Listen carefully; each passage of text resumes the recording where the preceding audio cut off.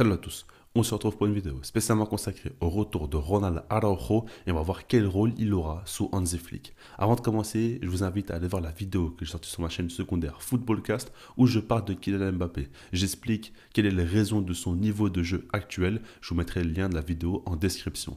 Maintenant, comme vous le savez, Araujo est de retour. Il a repris l'entraînement collectif avec l'équipe et ça fait beaucoup parler.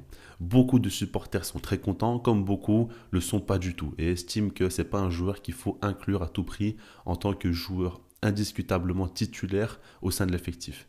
Et ce qu'il faut se dire, c'est que les raisons sont nombreuses. Déjà, dans un premier temps, comme vous savez, son carton rouge reçu face au Paris Saint-Germain a fait beaucoup de mal au Barça. À ce moment-là, c'est un quart de finale où le Barça pouvait enfin se requalifier en demi-finale de Ligue des Champions, ce qui n'était plus arrivé depuis 2019. C'était vraiment un moment fort pour le retour du Barça sur la scène européenne et ça a été gâché en grande partie par Araujo, qui a fait une énorme erreur individuelle qu'on a du mal à lui pardonner. Moi-même, je ne vous cache pas que j'ai beaucoup de mal à lui pardonner ça parce que ça a été extrêmement bête de sa part. C'était largement évitable et en faisant ça, il a coûté très très cher au club.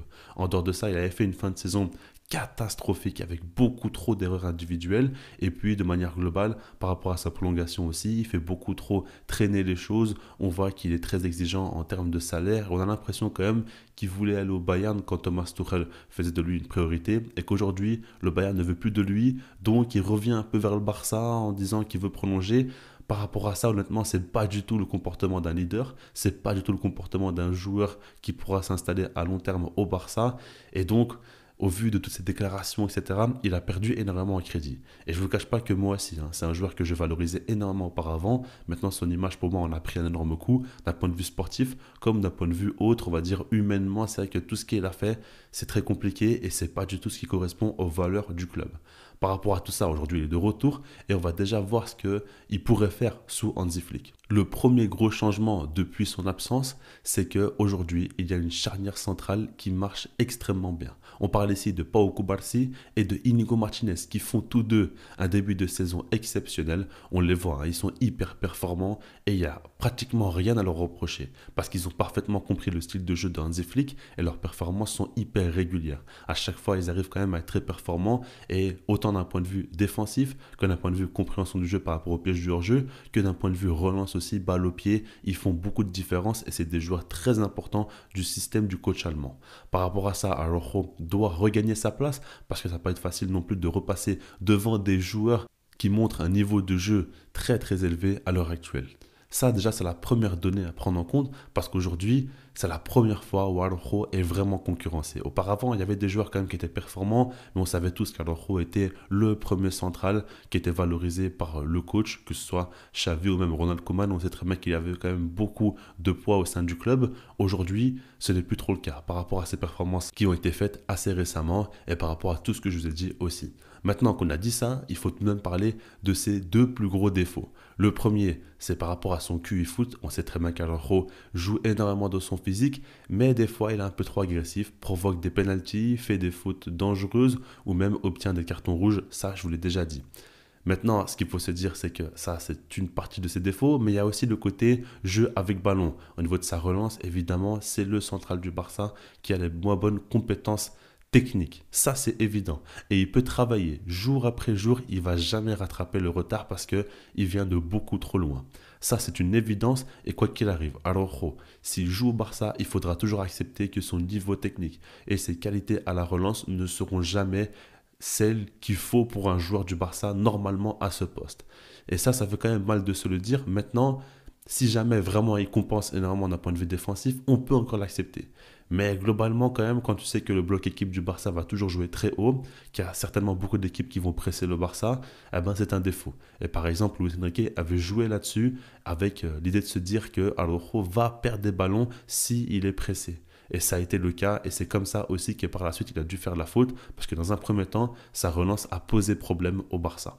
Par rapport à tout ça, selon moi, Hansi Flick peut beaucoup aider Ronald Araujo a masqué ses défauts. Déjà au niveau de son style de jeu, l'idée de toujours jouer en faisant le piège du hors-jeu, ça peut permettre à Araujo aussi de moins réfléchir, de moins vouloir faire la différence individuelle en voulant prendre au marquage un joueur, mais plutôt en se disant que des fois il faut se mettre un petit peu en retrait pour laisser le joueur en position de hors-jeu et à ce moment-là, tu ne dois pas forcément utiliser ton physique à chaque fois, à chaque moment du match. Ça, c'est une bonne chose. Et puis même, l'idée de se dire aussi que les défenseurs du Barça aiment beaucoup ou doivent beaucoup défendre en avançant, en étant proche du porteur du ballon, ça correspond aux compétences physiques aussi de Ronald Araujo. Donc encore une fois, ça va dans son sens. Et pour moi, vraiment, ça peut lui permettre à chaque fois d'éviter de devoir couvrir de grands espaces. Ça, il peut le faire et il va devoir le faire à certains moments, mais pas non plus constamment. Il va moins jouer de son physique, mais un peu plus utiliser son cerveau. Et à ce moment-là, une bête comme Araujo, qui est aussi impressionnant physiquement, s'il utilise un peu plus son cerveau,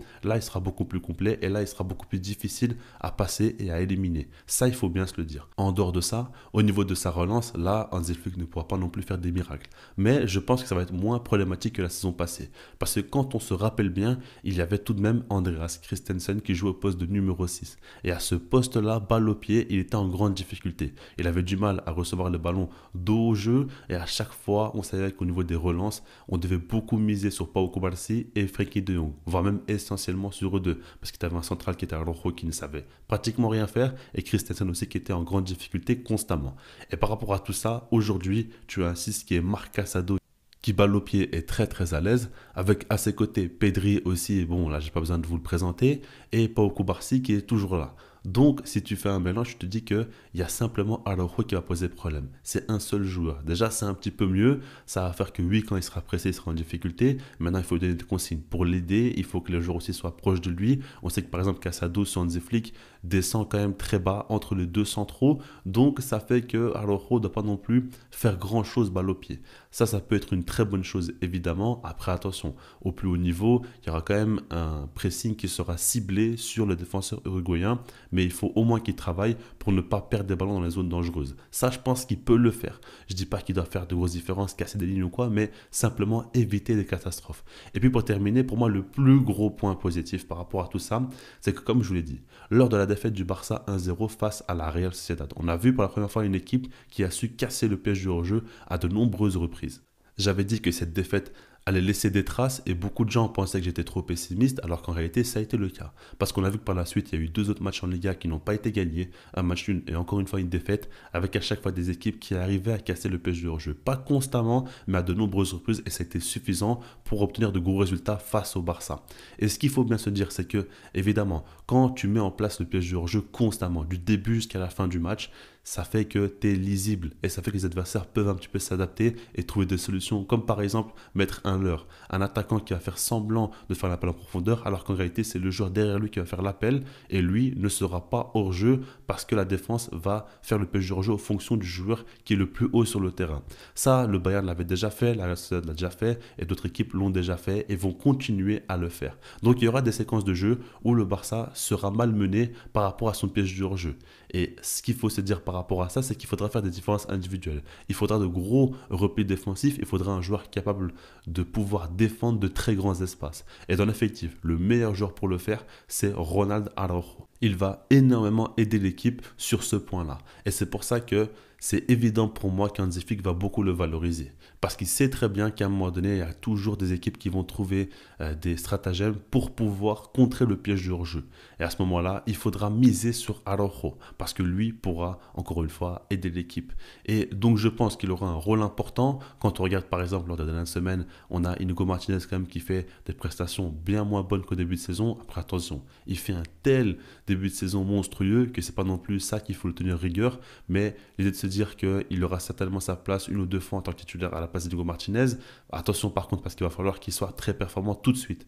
Si jamais Araujo revient, joue 2-3 matchs en tant que titulaire et fait déjà 1 ou 2 erreurs, là à ce moment-là il sera remis sur le banc et ça va être difficile pour lui. Il va falloir qu'il soit très très concentré, qu'il arrive parfaitement à assimiler le système d'Hansi Flick avec le piège du hors-jeu parce que s'il fait la moindre erreur ça va se payer cash. Avec ces systèmes-là, honnêtement, on voit très facilement les erreurs et à ce moment-là, directement, il va être pointé du doigt. Donc Araujo devra tout de suite être performant, s'adapter au style d'Hansi Flick et à ce moment-là, pour moi, il a un profil pour énormément aider l'équipe. Alors évidemment, c'est pas le type de défenseur qu'on rêve de voir au Barça, on préfère voir des joueurs plus à l'aise balle au pied avec un meilleur QI foot aussi, c'est vrai. Maintenant, par rapport aux situations actuelles, je pense qu'il peut faire beaucoup de bien. Et à court terme, en tout cas, il faut miser sur lui. Et c'est pour ça que selon moi, malgré le début de saison énorme d'Inigo Martinez, je le mets mettrais un petit peu de côté pour Araujo.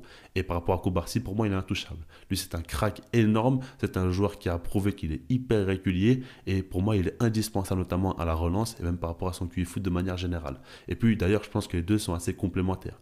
Araujo a des qualités que Cubarsí n'a pas et inversement, Cubarsí a des qualités que Araujo n'a pas. Et donc, si tu fais un mélange, tu peux faire une chaîne centrale très très solide. Si jamais Araujo s'adapte bien au système, encore une fois, ça peut faire très mal. J'ai envie d'y croire et je pense que c'est comme ça que le Barça pourrait devenir plus compétitif. Et de manière plus générale, par rapport au style de jeu de Hansi Flick, ce qu'il faut bien se dire, c'est que c'est des individualités qui sont mises en avant. Quand tu regardes un coach qui prend autant de risques par rapport à son style de jeu, quand tu regardes aussi un coach qui donne autant de liberté aux joueurs, à un moment donné, c'est le joueur aussi qui doit faire la différence sur le terrain. Alors évidemment, le style de jeu est mis en avant par rapport aux qualités collectives de l'équipe, ça c'est une évidence, mais quand on regarde en soi, lorsque Lamine Yamal n'est pas là, on sent tout de suite un manque parce que c'est un joueur quand même qui fait beaucoup de différences individuelles et ça fait du bien. Quand on regarde par exemple Pedri est beaucoup responsabilisé à la création du jeu et si jamais il n'est pas là, tout de suite ça devient un peu compliqué. Rafinha aussi dans ses appels en profondeur aussi fait beaucoup de bien, il n'y a pas un autre joueur vraiment qui apporte cela, donc il est indispensable. Lewandowski c'est le numéro 9 qui arrive à décrocher, qui arrive à terminer beaucoup d'occasions, qui met beaucoup de buts, donc s'il n'est pas là c'est compliqué. Cubarsí est un joueur qui apporte énormément à la relance, fait beaucoup de différences individuelles dans ce domaine-là. Donc s'il n'est pas là, encore une fois, c'est compliqué et par rapport à tout ça, il faut valoriser tout le monde. Il faut à tout prix comprendre qu'au final, c'est les individualités qui vont faire que le Barça va gagner des titres. Malgré tout le travail mis en place par Hansi Flick, c'est dans ce sens-là qu'il se dirige et c'est comme ça qu'il faut voir les choses. Donc tout ça pour dire que selon moi, Araujo devra être valorisé si évidemment il comprend bien le style de jeu d'Hansi Flick, s'il s'adapte bien. Et donc voilà, dites-moi vous ce que vous pensez dans les commentaires et puis sinon moi je vous dis peace.